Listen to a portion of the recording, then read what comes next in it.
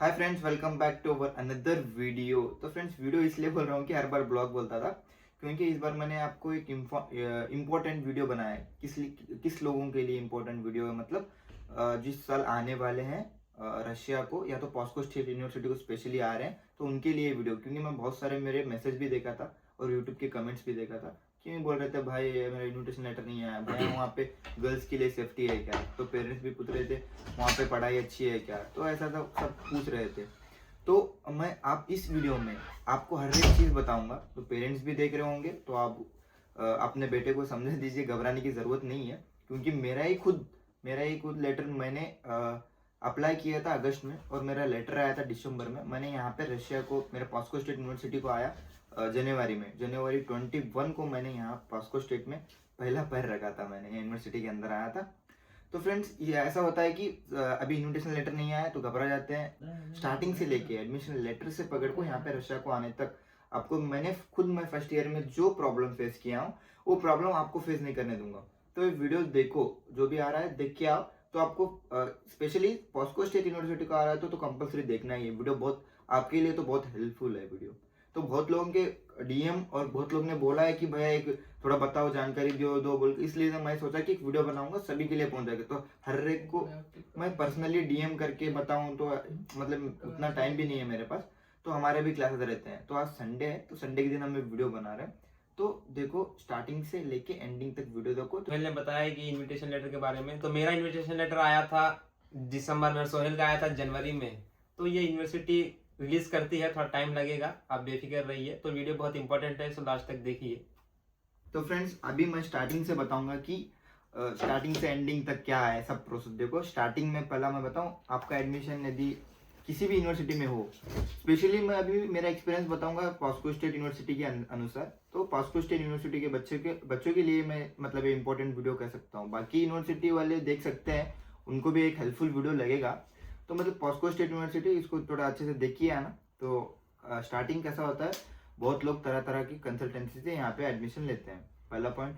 और उनका invitation letter या तो एडमिशन लेटर, अभी फर्स्ट कैसा है, अप्लाई करने के बाद एडमिशन लेटर आता है। ओके, जब एडमिशन लेटर आता है आपका, तो समझ जाओ कि यूनिवर्सिटी आपका एडमिशन कंफर्म की है।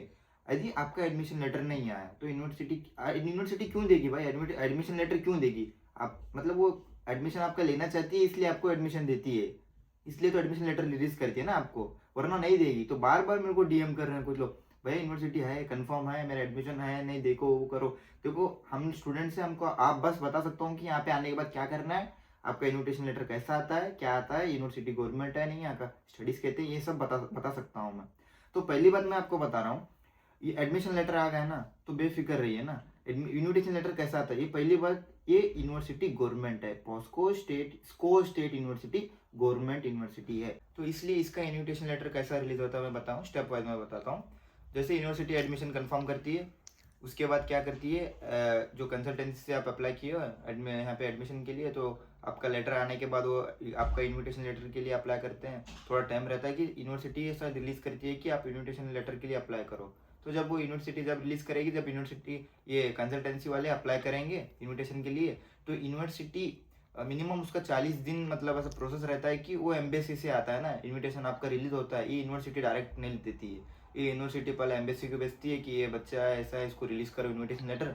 तो 40 दिन एम्बेसी पूरा आपका डॉक्यूमेंटेशन वेरिफिकेशन करके, तो आप ये यूनिवर्सिटी क्या करती है, वो एम्बेसी के बाद भेजने के बाद एम्बेसी रिलीज करती है। एम्बेसी आपका लेटर, इनविटेशन लेटर रिलीज करती है। बाकी यूनिवर्सिटी वाले खुद अपना लेटर रिलीज करते हैं within a week, within 2 weeks, within एक महीने में ही रिलीज करते हैं। तो बहुत सारे मेरे को मैसेज कर रहे हैं, भैया मैं 4 महीने से एडमिशन लेटर आया है मेरा, 4 महीने से मेरा एडमिशन हुआ है, अभी तक इन्विटेशन लेटर नहीं आया, क्या मेरे साथ कंसल्टेंसी वाले फ्रॉड कर रहे हैं। बहुत सारे कंसल्टेंसी यार, बहुत सारे कंसल्टेंसी है, मगर यहाँ पे कॉन्ट्रैक्ट बस एक ही कंसल्टेंसी का है।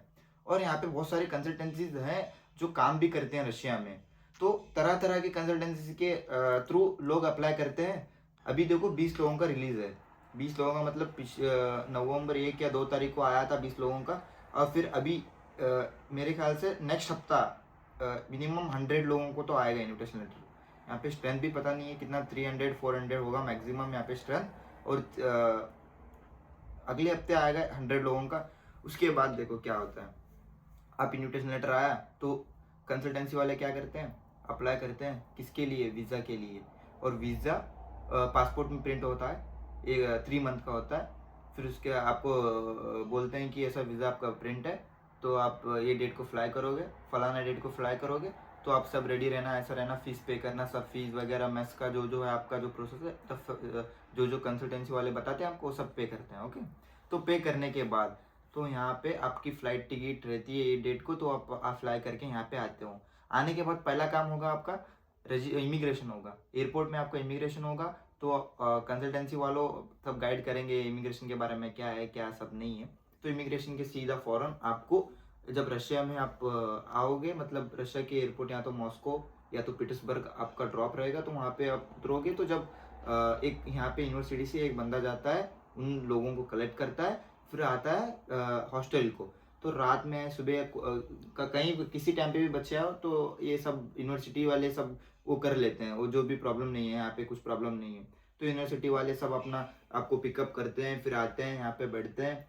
फिर उसके बाद हॉस्टल पूरा अलॉटमेंट होता है, हॉस्टल 2 शेयरिंग 3 शेयरिंग 4 शेयरिंग का रहता है। कौन सी शेयरिंग आपको मिलती है उनके ऊपर डिपेंड है, आपका यूनिवर्सिटी कैसा देती है वैसा मतलब एडमिशन के हिसाब से देती है, तो ख़त्म। और उसके बाद आपका नेक्स्ट स्टेप क्या है, तो उसके बाद यहाँ पे आने के बाद हॉस्टल अलॉटमेंट के बाद आपको पहला काम किया जाता है कि हॉस्टल की एंट्री की, वो एंट्री कार्ड बनाया जाता है। हॉस्टल का भी होता है और फिर यूनिवर्सिटी का भी होता है। यहाँ पे 2-3 बिल्डिंग है यूनिवर्सिटी की, हर एक यूनिवर्सिटी की बिल्डिंग में आपको एंट्री कार्ड अप्लाई होगा, आपको एंट्री कार्ड यूज होगा। तो वो एंट्री कार्ड बनाने लेके जाएंगे, कब जाएंगे, 2 दिन के बाद। यहाँ पे आने के बाद 1 या 2 दिन तक आपको वेट करना है कि आपका यहाँ पे हॉस्टल का दगोर मिलेगा और हॉस्टल रजिस्टर मिलेगा। रजिस्टर मतलब आप ये बच्चा, फलाना नाम का बच्चा इस हॉस्टल में रहता है। यहाँ पे 4-5 हॉस्टल भी है, तो हॉस्टल रजिस्टर मिलेगा। जब जैसे कि आप बाहर निकलोगे तो पुलिस को दिखा सकते हैं कि मेरे पास वो पूछते हैं वीज़ा दिखा, तो कहाँ रहता है, स्टूडेंट है कहाँ रहता है।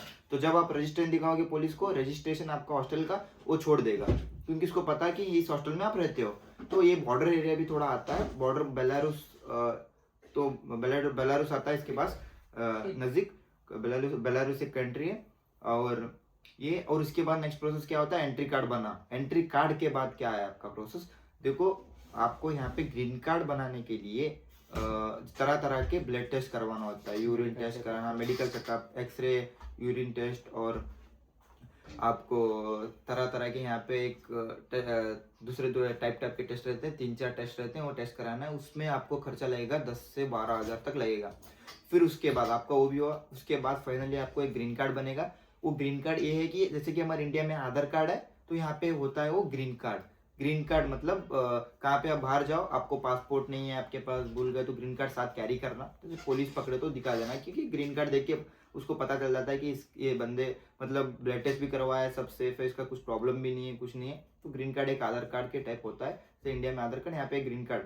फिर ग्रीन कार्ड बनने के बाद तो आप बच्चे पूछते हैं क्लासेस कैसा है, वो कैसा है। मैं क्लासेस बताऊँ, आप क्लासेस का क्या है, आप यहाँ पे आओगे तो ये ग्रीन कार्ड आपका बन जाएगा। उसके बाद यहाँ पे हमारे रिप्रेजेंटेटिव है, तो रिप्रेजेंटेटिव आपको एक ग्रुप में ऐड करेंगे। 40 लोग की ग्रुप होगी आपकी, और उसमें 40 लोग के ग्रुप में आपको 1 to 20 किसका नाम आएगा, वो PG1 कहलाएगा। PG1 सब ग्रुप 1, और 21 से 40 तक वो सब ग्रुप 2, उसको PG2 बोलते हैं।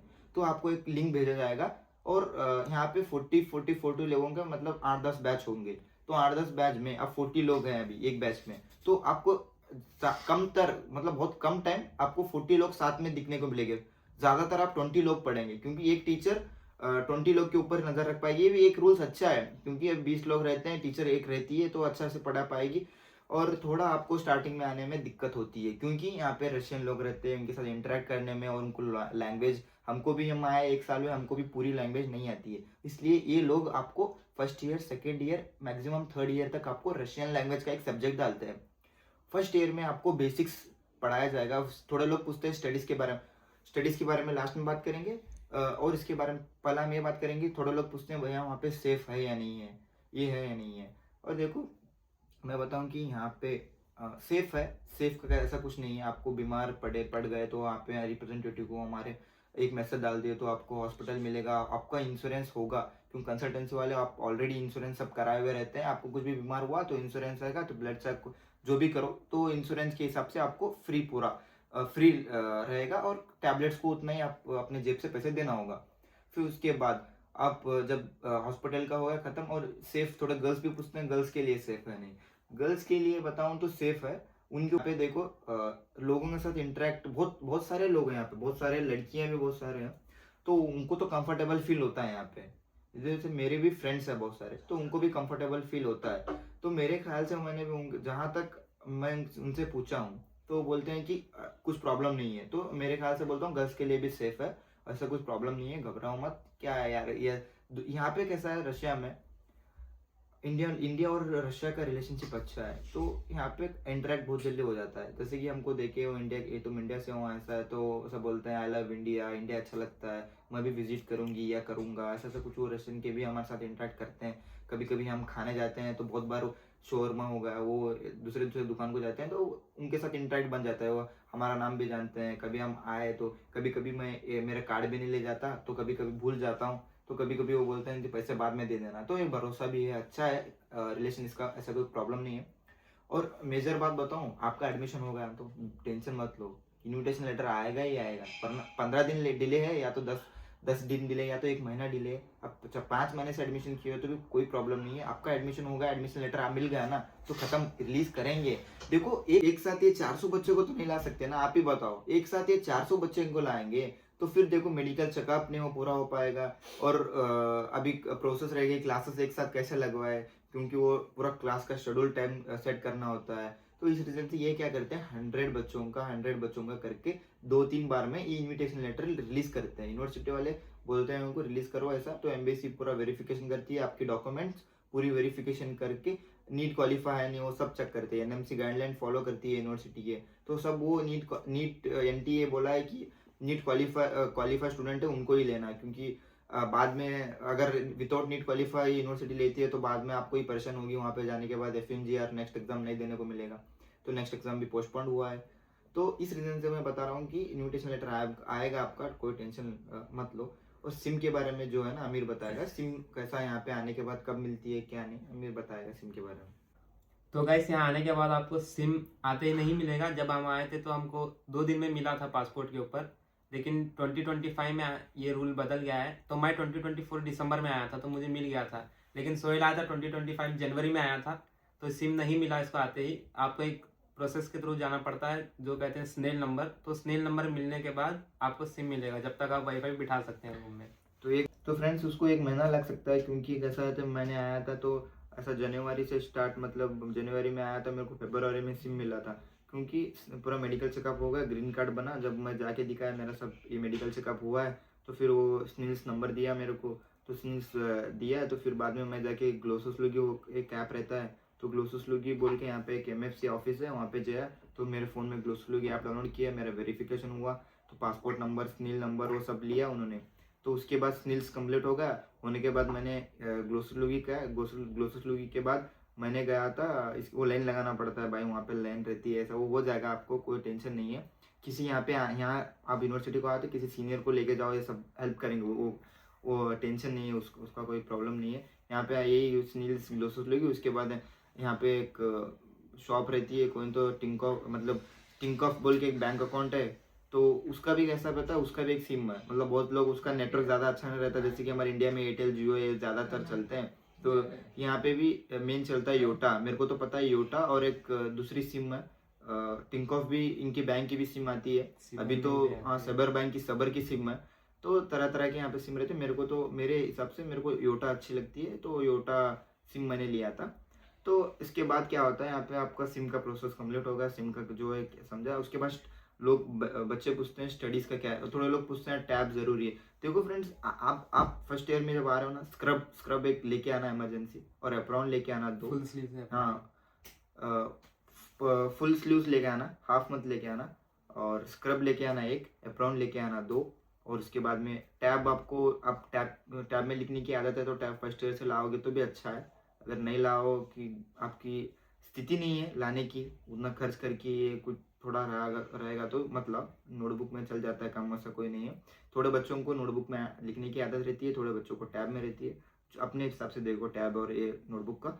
और मेरे को बहुत सारे क्वेश्चन आते हैं कि भैया यूनिवर्सिटी में कार्डियोवर है क्या? नहीं भाई, कार्डियोवर रहता है। कार्डियोवर, बिना कार्डियोवर का यूनिवर्सिटी क्या यार, यूनिवर्सिटी कहला ही नहीं जाती है। कार्डियोवर यही तो मेन है बॉडी। लोग मेरे को डीएम किए थे पॉस्को स्टेट यूनिवर्सिटी में है या नहीं है कार्डियोवर, तो हमारी यूनिवर्सिटी में है, ओरिजिनल है, तो उसका कोई प्रॉब्लम नहीं है।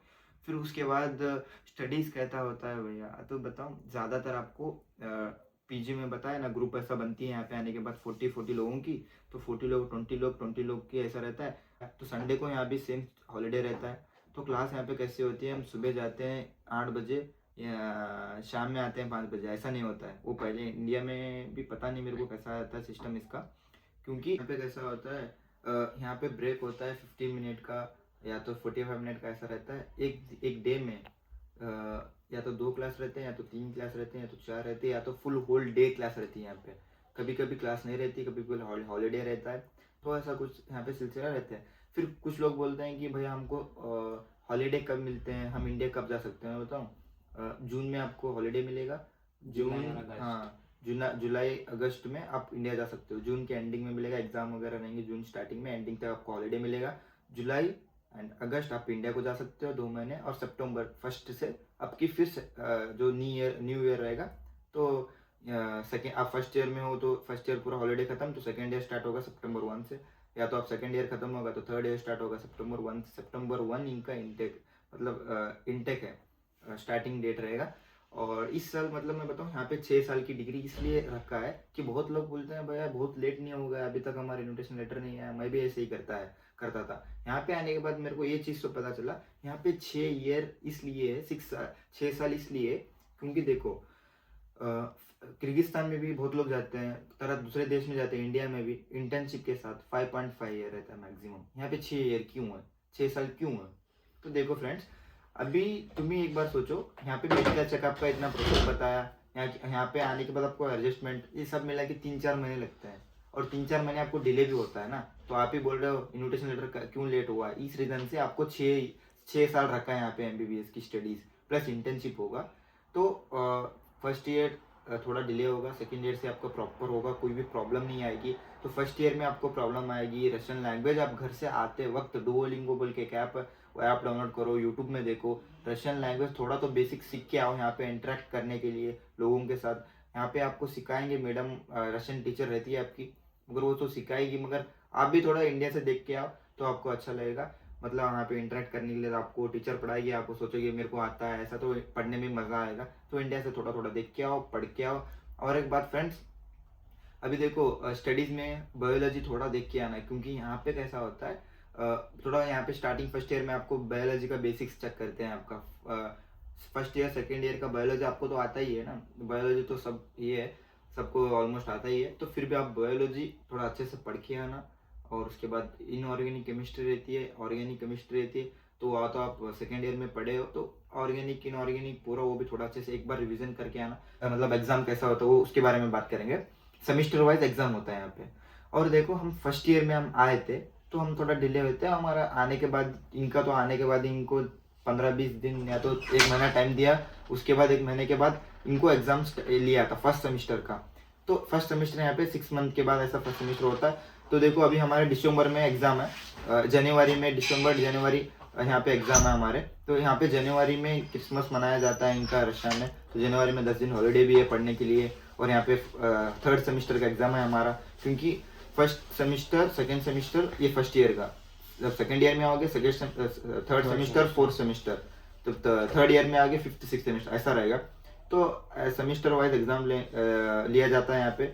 और बेसिक कैसे क्लास टेस्ट भी लेते हैं, क्लास टेस्ट के हिसाब से सेमिस्टर के ऊपर इम्पैक्ट पड़ेगा आपको। अब क्लास अटेंडेंस फुल इम्पोर्टेंट है, 100% अटेंडेंस रहेगा तो ऐसा ही पास होगा। तो सेमिस्टर एग्जाम में तुमको आराम से पास कर देंगे, क्योंकि उनको पता चलता है कि बच्चा रेगुलर क्लास को आया है, इसको तो होगा, पढ़ा होगा, समझ के पास करेंगे। सेमिस्टर एग्जाम में आपको उतना मतलब एग्जाम देने की भी जरूरत नहीं रहेगी। कभी कभी आप अटेंडेंस पूरा रहे तो, और आप अटेंडेंस पूरा रहो, और क्लास टेस्ट में आप जो एग्जाम लेते हैं, जो ये एग्जाम्पल हिस्ट्री ऑफ मेडिसिन है, इसके सब्जेक्ट में ये बेसिक प्रेजेंटेशन बोलती है, कभी कभी एग्जाम लेती है, प्रेजेंटेशन आप अच्छे से दो, एग्जाम अच्छे से दो, तो इसका फाइनल एग्जाम आपको नहीं देना जरूरत नहीं पड़ेगा। आप एब्सेंट हो या तो आप एग्जाम अच्छा नहीं दिए, ऐसा नहीं, तो जब वो आपको एग्जाम लेगी सेमिस्टर के टाइम पे, तो यहाँ पे सेमिस्टर एग्जाम ऐसा होता है। क्योंकि हम सेकेंड ईयर आ गए हमारा, तो देखो हिस्ट्री ऑफ मेडिसिन हट गया, और ये क्या बोलते रशियन लैंग्वेज अभी तो चालू है, Russian language second year third year तक चालू रहेगा हमारा तो।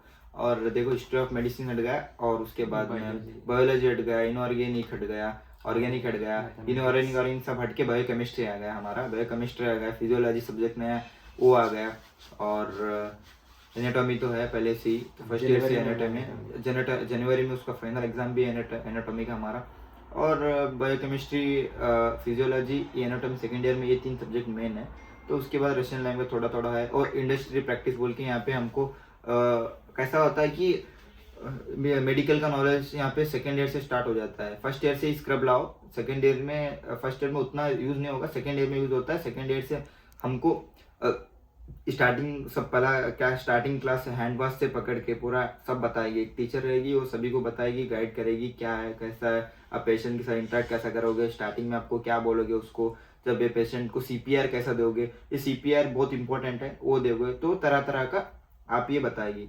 तो फ्रेंड्स यही है, देखो मैंने तो अभी तक पूरा आपका क्लियर किया हूँ, क्लियर नहीं भी किया हूँ, और भी कुछ इसके अलावा भी कुछ और डाउट है आपको तो आप कमेंट करो या तो DM भी करो, क्योंकि कभी कभी मेरे को ये वीडियो इसलिए बनाऊँ कि मेरे पास बहुत सारे DM भी आ जाते हैं ना, तो उसको रिप्लाई करने कभी करता हूँ कभी नहीं करता हूँ। फिर मैं भी ऐसा ही करता था यार, मैं भी जब फर्स्ट ईयर में यहाँ पे आ रहा था ना, तो मैं भी हर एक बंदे को यहाँ पे जो वीडियो बनाता है, यहाँ पे जो इन्फॉर्मेशन देता है, उसको मैं DM करता था, भाई आप वीडियो बनाओ, ऐसी बनाओ, मगर अभी तक यहाँ पे पॉस्को स्टेट यूनिवर्सिटी से ऐसी वाली वीडियो अभी तक कोई बनाई नहीं है यहाँ पे।